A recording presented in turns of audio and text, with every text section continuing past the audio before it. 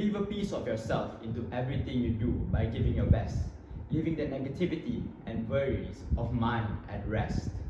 Good day, my name is Pavinesh Tivanande, and I'll be representing Batang Padang district in this year's state level Nilam competition. For today's book review, I've chosen a book entitled The Little Book of Ikigai, written by Ken Moggy. Ken Moggy, who is a scientist by profession, is well known for his research in the computer science industry. Well, introduction aside, you might be wondering, what's the meaning of Ikigai? Iki in Japanese means life, and Gai means the purpose, or basically the reason of your living. So if to put it all together, the meaning of Ikigai is basically the reason you are alive, or the reason of living this very life. It can also be the simplest things, such as the reason you wake up from bed every day.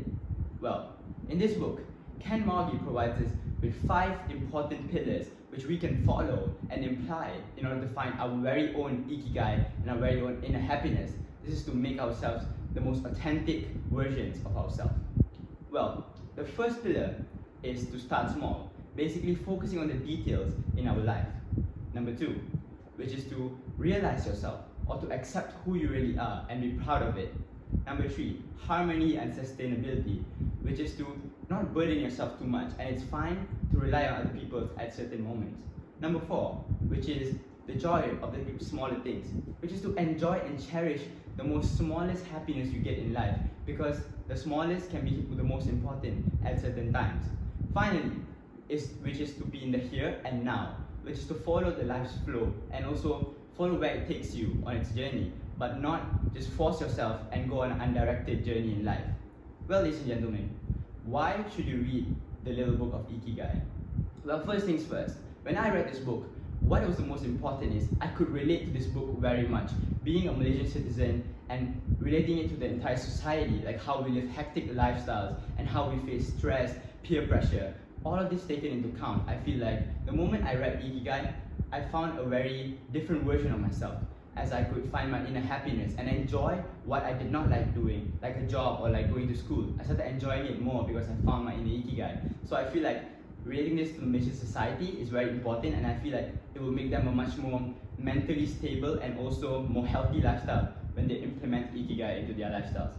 Alright, for the evaluation, I feel like this book was written perfectly fine, but there was only one downside, which is like for certain people, I feel like when they read this book, it's going to be a bit more hard to understand due to the message being conveyed in a very deep tone. So I feel like reading it another once or an extra couple of times should be able to get you the message you intend to read.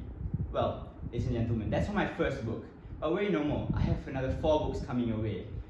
The second book is entitled The People's Victory, written by Kee Tuan Shi, a fellow Malaysian journalist. Well, this book is published in the year 2018, consists 288 pages.